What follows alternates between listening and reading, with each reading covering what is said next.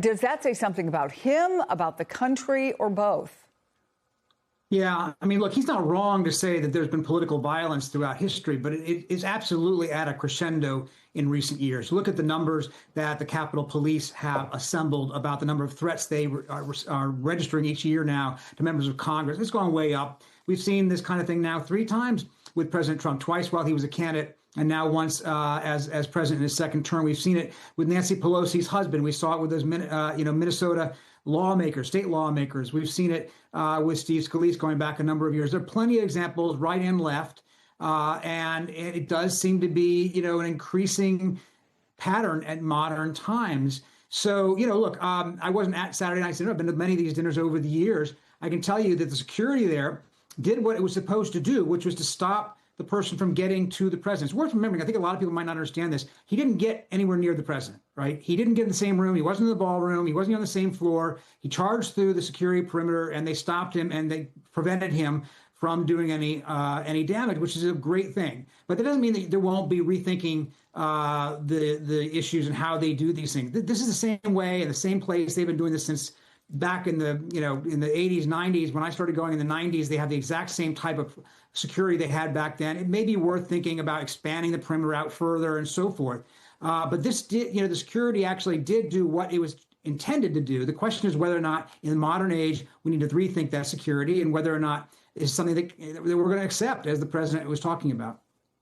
Yeah, Jonathan, you were in the room, as I said, when the attack took place, and you wrote that while you had never been part of an incident like this, you knew instinctively what to do. Is this just baked in now? Is this just part of American life? Sadly, Chris, I have to say that it is. I've never been in a mass shooting event. I've never been anywhere near one. I've obviously have reported on them from an anchor chair or from, an opinion writer's pen. But by the time of the second or third pop that I heard, I instinctively dropped to the floor and crawled under the table. And I think instinctively knew to do that because of all of the mass shootings that we have had to cover, because of all the stories that we have had to cover or written or talked about young kids, how they have to go through active shooter drills and trainings and what those entail and what they are about. I've never been through one. And yet, just by the nature of my job and what I experienced Saturday night, I've been going through them for at least couple decades now. It was unlike anything I'd ever experienced, and yet I knew exactly what was happening. Eddie, our correspondent Alex Tabbitt spoke to a Trump voter after the attack, and I want to play what he said about how these shootings have changed the country. We're so numb to it because it's a repetitive thing. I mean, you got Columbine back in '99, and when that happened, the world was shocked. You got Timothy McVeigh with Oklahoma, that happened. So when these events happen in the 9/11 and stuff, it happens, and it's like, this is a shock. Like, what do we do? The question is what comes next? What's going to happen next? And in all theory, it's like just hope and pray for the best, man. Eddie, I covered Columbine, I covered Oklahoma City, and far too many of these in between and since then. It used to be that people got frustrated when others offered thoughts and prayers, and usually it was a political divide, right? Take action, not thoughts and prayers.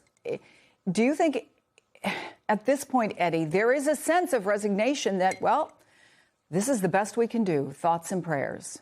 Yeah, it's great to see you, Chris, even under these circumstances. I mean, look, we're at a pivotal point in our democracy where, the peaceful exchange of power, where the kind of peaceful disagreement in the public sphere, all of that seems to be put aside with this country awash in guns. And it has a lot to do with the way in which hyperpartisanship has calcified.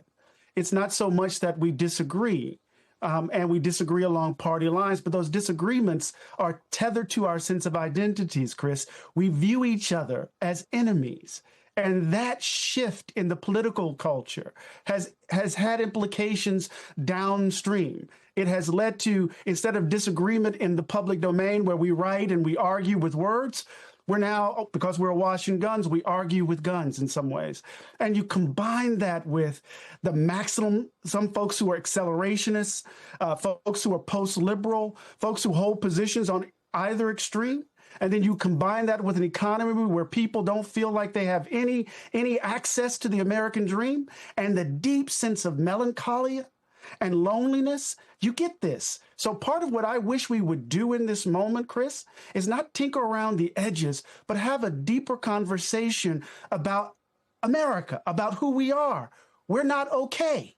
And this political violence is an indication that we're not okay. Peter, so what now? MS now has learned that Chief of Staff Susie Wiles is going to meet with leaders of the Secret Service and DHS this week to discuss security. Obviously, we have the King and Queen arriving today. I mean, is it a legitimate question to ask, why are they focusing so much on building a ballroom? Talk about a ballroom that doesn't even exist, frankly, instead of talking about what can we do right now to change, to make things better, safer? Well, look, the president is using this to talk about why the ballroom is necessary, making a security argument that the ballroom will be safe, it'll be hardened, it will be protected against, this kind of an incident. And there's something to be said, I suppose, for that. It certainly will be more hardened than a private hotel. But it's also hard to imagine that you could ever have any president, just simply sheltered inside a fortress at all times. There will always, of course, be the desire by a president, every president, I presume, to want to be out in public, to be with the people who elected him or her. And I think that's not it's not a solution unto itself. It may be, one issue, one thing that people may argue about. And I think that the larger question is, how do you keep a democracy, to Eddie's point, in a healthy state where we can have vigorous disagreements, but because that's what democracy is about, without turning to violence. And we don't have anybody leading that conversation right now. We don't have anybody who can help us grapple with that. And I think that the idea that we simply go on as usual is gonna simply lead to more incidents like this. Nothing really ever changed with all the discussions we had, Jonathan, over the years, including after Newtown, which a lot of people thought that, a classroom full of little kids who got murdered would change the conversation. But it doesn't even seem we talk about guns much anymore. It's almost like we've decided, well, we've tried that. We've had many horrible things happen. And that's not going to be ever an answer. Is that where we are? Yes, that is where we are. I knew the moment that basically nothing happened after the slaughter of babies in a classroom, basically, that the nation couldn't rally together to do something about gun safety, something major. That told me everything I needed to know about how the country feels, or at least the political apparatus feels, about doing something about this. And when it comes to Eddie's point about the nation, America, is not all right. America would be in a better place right now if it had a president who was willing to be a part of the solution, a part of the calming, a part of the moving us away from the edge that we're hanging off of, and going back to what we always used to view the president as. Someone who is an exemplar of our better selves, of who we like to think of ourselves as a nation and as a people. And right now, we do not have that, in my opinion, in President Trump. And instead of the chief of staff talking to the Secret Service about what happened on Saturday night, in addition to talking to the Secret Service, I really wish she would pull the president aside, because that is her job, to have the tough conversations with him and say, Mr. President, here is what you can do. Here is what we can do as an administration to lower the temperature. We definitely need the temperature to come down. Eddie, let me broaden this out a little bit, or give credit where credit is due. Ben Sasse is broadening out this conversation, the former senator, obviously, who got a fatal diagnosis, and spoke last night about the climate in Washington, but also in the rest of the country?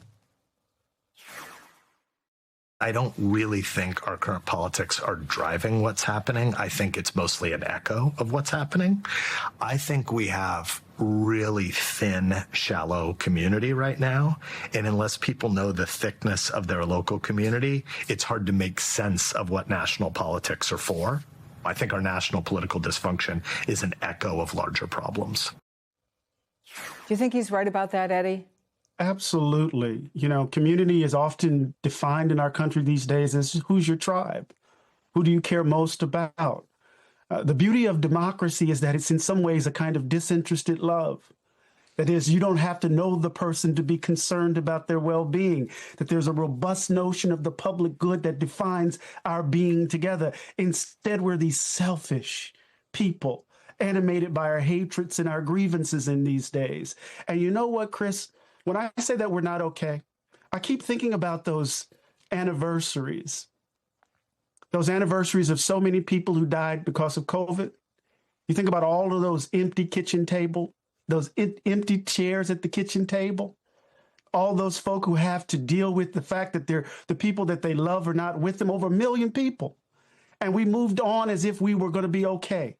There's something churning underneath our politics that has everything to do with our economy, that has everything to do with our loneliness, that has everything to do with our grief. And unless we can have that conversation, we're going to barrel towards disaster. We're going to keep on this path, it seems to me. Where does that path lead? We could lose this fragile experiment. We could be the cause of it. We can lose it. And we need to understand that it's not guaranteed.